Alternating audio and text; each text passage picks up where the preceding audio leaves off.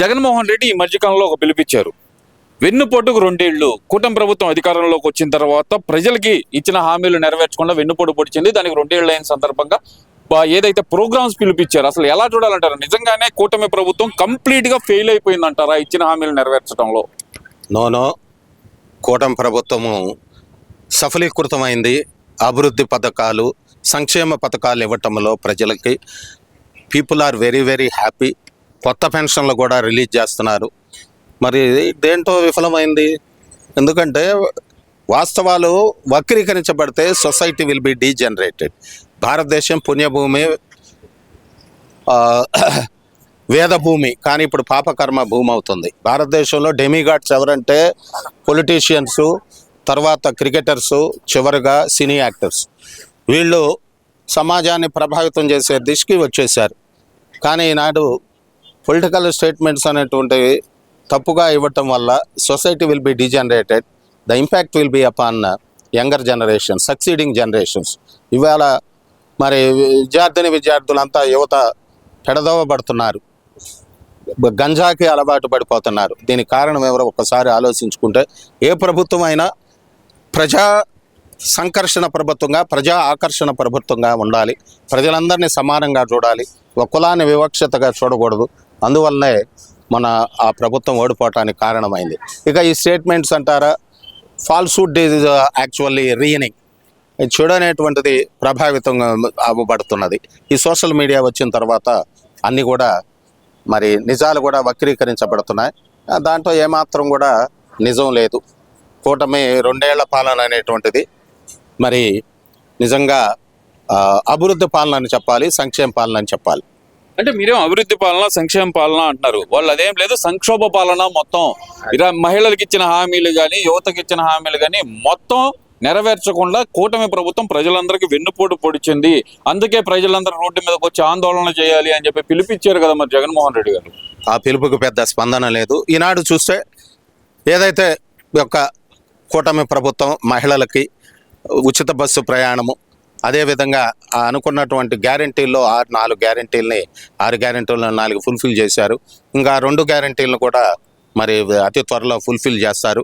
ఏ ప్రభుత్వం వచ్చినా సంక్షేమానికి ఎక్కువగా పెట్టాల్సింది, ఏ జగన్మోహన్ రెడ్డిదైనా, ఏ కూటమి ప్రభుత్వం అయినా.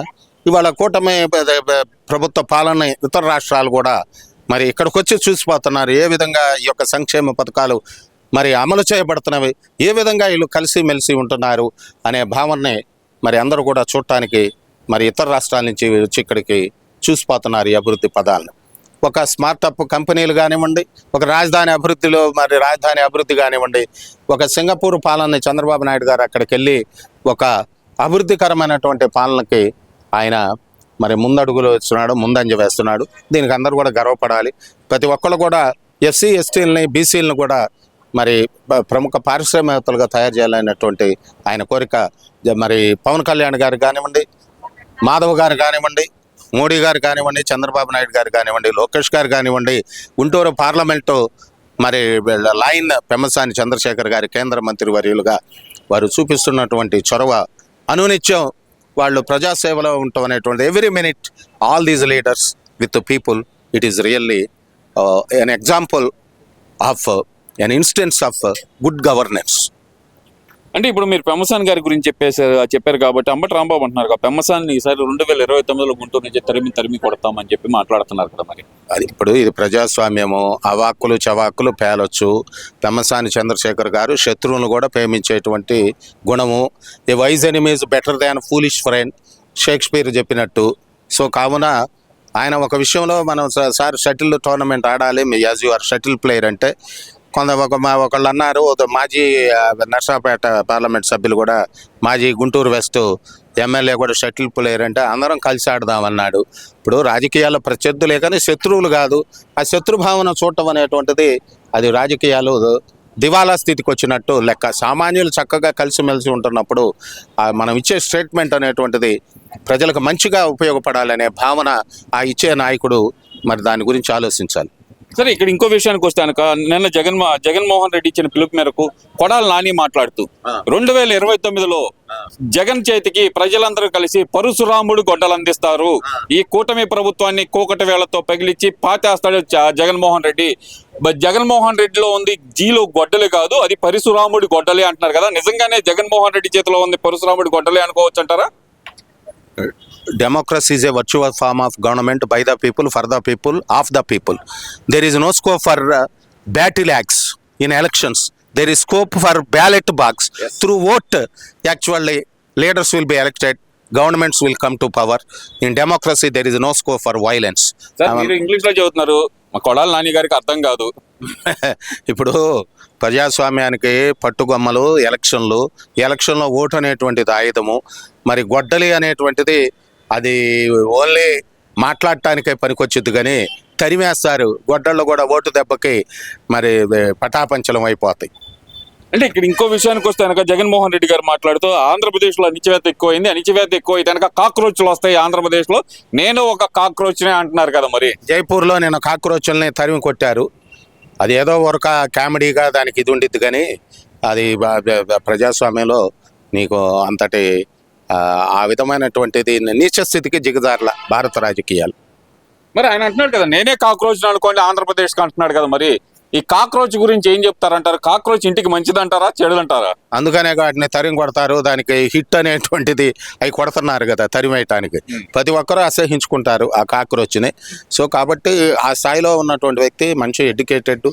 జగన్మోహన్ రెడ్డి గారు కూడా మంచిగా ఆలోచించేసి ఈనాటి నుంచి అయినా కూడా ఒక ప్రజాహితమైనటువంటి స్టేట్మెంట్స్ ఇవ్వాలని అందరూ కోరుకుంటారు. ఆ పార్టీలో వాళ్ళు కూడా ఎవరు కూడా వైలెన్స్ని కోరుకోడు. ఆ నాయకులు కూడా వాళ్ళు అనుకోవచ్చు, కానీ ఆ ఇంట్లో వాళ్ళు కూడా మరి ఇటువంటి నాయకులు, పెమ్మసాన్ లాంటి నాయకులు ఈ యొక్క పార్లమెంటుకు కావాలి, అసెంబ్లీకి కావాలని అట్లా కోరుకుంటున్నటువంటి రోజులు ఇవన్నీ. ఒకెత్తైతే మొన్న ఇదే ధర్నాలో మాట్లాడుతూ అంబటి రాంబాబు గారు చంద్రబాబును ఎప్పుడో తగలేసాము, ఇంకేంది ఆయన చేసేది అంటూ ఆయన మాట్లాడిన విధానం, అలాగే గుడివాడ అమర్నాథ్ గారు హోమ్ మినిస్టర్ గారిని ఉద్దేశించి ఆమె కట్టుబొట్టును ఉద్దేశించి కూడా మాట్లాడటం ఎలా చూడాలంటారు? అసలు ఈ సీక్వెన్స్ ఆఫ్ ఇన్సిడెంట్స్ కావాలని చేస్తున్నారు అనుకోవచ్చు అంటారా, లేదంటే కనుక దాడుల కోసం వాళ్ళు దాడులు చేయించుకోవడానికి చేస్తున్నారు అనుకోవాలంటారా? మీరు చెప్పిందే లాస్ట్ది, వాళ్ళ కోసం వాళ్ళు దాడులు చేయించుకోవటమే.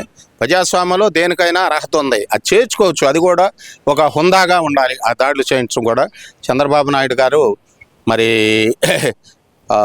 దైవం చేత కాపాడినటువంటి వాడు శ్రీ వెంకటేశ్వర స్వామి. నేను కరెక్ట్గా టీవీ పెట్టాను, అప్పుడే అది 40 అడుగులు గాల్లోకి ఎగిరి కారు కింద పడి ఆ పక్కన ఆ వ్యక్తి కోసం చూస్తున్నాడు బొజ్జ గోపాలకృష్ణ గారు, ఆయనకేమైనా తగిలినాయి అనేటువంటిది. అటువంటి దుక్కి చంద్రబాబు నాయుడు గారు. సో కావున చంద్రబాబు నాయుడు గారైనా దీవిస్తాడు. జగన్మోహన్ రెడ్డి మంచి బర్త్డే విషెస్ చెప్తాడు, మంచిగా ప్రజాహితమైన పరిపాలనకు రావాలని అంటాడు. సో కాబట్టి పెద్దల ఆశీర్వచనాలు అనేటువంటిది కంపల్సరిగా ఉండాలి. ప్రజాస్వామ్యంలో అందరినీ కలుపుకుపోవాలి. స్టేట్మెంట్లు అందరికీ అందగా ఉండాలి. ఎందుకంటే ఇవాళ సాఫ్ట్వేర్ యుగంలో ఉన్నాము, ప్రతిది కూడా ఈ యొక్క మీడియా ద్వారా వెళ్తూ ఉండిద్ది. కాబట్టి అందువల్లేగా మొన్న అన్ని కూడా 90% అన్ని క్యాస్ట్లు మరి వన్ సైడ్గా ఓటేసింది.